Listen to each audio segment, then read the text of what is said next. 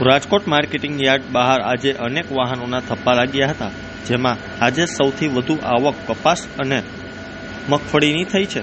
યાર્ડમાં આજે સૌથી વધારે આવક મગફળીની છે. કપાસ અને મગફળીના પાકની સાથે સાથે અન્ય જર્સીની પણ આવક થઈ છે. જર્સીઓ ભરેલા વાહનોને માર્કેટિંગ યાર્ડમાં ક્રમવાઇઝ પ્રવેશ આપીને ઉતરાઈ કરવામાં આવી હતી.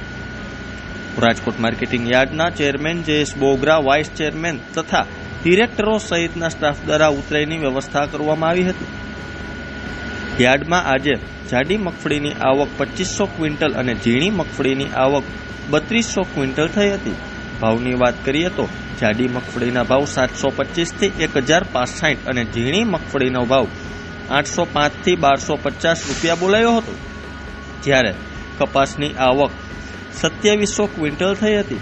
કપાસના ભાવ ખેડૂતોને 1215 થી 1551 રૂપિયા બોલાયો હતો.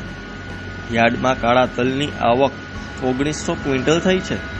તલીનો ભાવ 1367 થી 1942 રૂપિયા એક મણના બોલાયા હતા. કાળા તલની આવક 500 ક્વિન્ટલ થઈ છે. કાળા તલના ભાવ ખેડૂતોને 3131 થી 4040 રૂપિયા એક મણના મળ્યા હતા. આજે ટુકડા ઘઉંની આવક 1400 ક્વિન્ટલ અને લોકવન ઘઉંની આવક 500 ક્વિન્ટલ થઈ હતી. ભાવની વાત કરીએ તો ટુકડા ઘઉંના ભાવ 520 થી 580 રૂપિયા એક મણના ખેડૂતોને મળ્યા હતા અને લોકવન ઘઉંના ભાવ 520 થી 580 રૂપિયા એક મણના ખેડૂતોને મળ્યા હતા.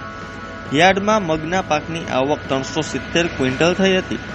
મગનો ભાવ ખેડૂતોને 1150 થી 1814 રૂપિયા એક મણના મળ્યા હતા. યાર્ડમાં મગની સાથે સાથે પીળા અને સફેદ ચણાના પાકની પણ આવક થઈ હતી. પીળા ચણાની આવક 540 ક્વિન્ટલ અને સફેદ ચણાની આવક 1100 ક્વિન્ટલ થઈ હતી. ભાવની વાત કરીએ તો પીળા ચણાના ભાવ 850 થી 1100 રૂપિયા એક મણના ખેડૂતોને મળ્યા હતા અને સફેદ ચણાનો ભાવ 1060 થી 1970 રૂપિયા એક મણ ખેડૂતોને મળ્યા હતા. યાર્ડમાં બટેકાની આવક 4080 ક્વિન્ટલ થઈ હતી. બટેકાના ભાવ ખેડૂતોને 213 થી 421 રૂપિયા મળ્યા હતા. જ્યારે ટમેટાની આવક 1770 ક્વિન્ટલ થઈ હતી. ટમેટાના ભાવ 123 થી 605 રૂપિયા એક મણના ખેડૂતોને મળ્યા હતા.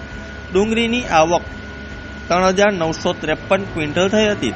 ડુંગળીના ભાવ 51 થી 225 રૂપિયા ખેડૂતોને મળ્યા હતા.